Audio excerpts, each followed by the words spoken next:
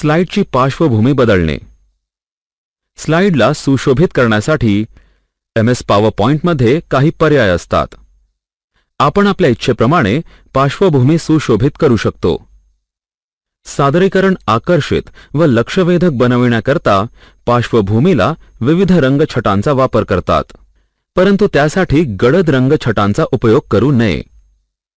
गडद रंगावरील माहिती वाचण्यात अडथळा येतो.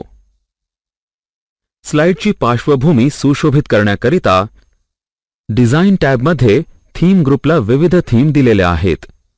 तुम्हाला जी आवडेल त्यावर क्लिक करा.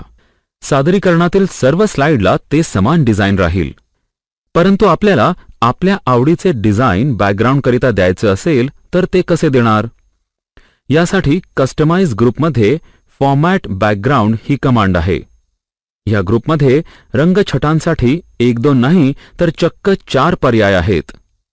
Solid fill, gradient fill, picture and texture fill. या प्रत्येक फिलने बॅकग्राऊंड कशी तयार होईल ते पाहू. सॉलिड फिल या पर्यायात कलरमध्ये कोणताही एक रंग निवडा. त्याची ट्रान्सपरन्सी म्हणजे पारदर्शकता कमी जास्त करण्यासाठी ट्रान्सपरन्सी स्लाइडर मागे पुढे करा. पहा, रंगामध्ये गडद फिक्कटपणा दिसतो आहे.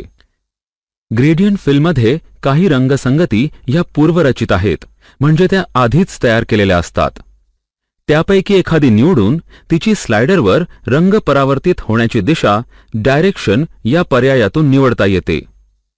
रंग परावर्तन हे कोणत्या आकारात व्हावं, उदाहरणार्थ गोलाकार, चौरसात. इतर काही पर्यायाने हे टाइप या बटनांमधल्या पर्यायाने ठरविता येते. परावर्तित रंगाला दुसरा रंग देण्याकरिता कलर बटनावर क्लिक करा. तुम्ही संगणकात साठविलेल्या एखाद्या इमेज फाईलचा उपयोगही बॅकग्राऊंड सुशोभित करण्याकरिता करू शकता. फाईल या बटनावर क्लिक केलं की इन्सर्ट पिक्चर या डायलॉग बॉक्समध्ये इमेजचा पाथ निश्चित करा आणि इन्सर्ट बटन निवडा.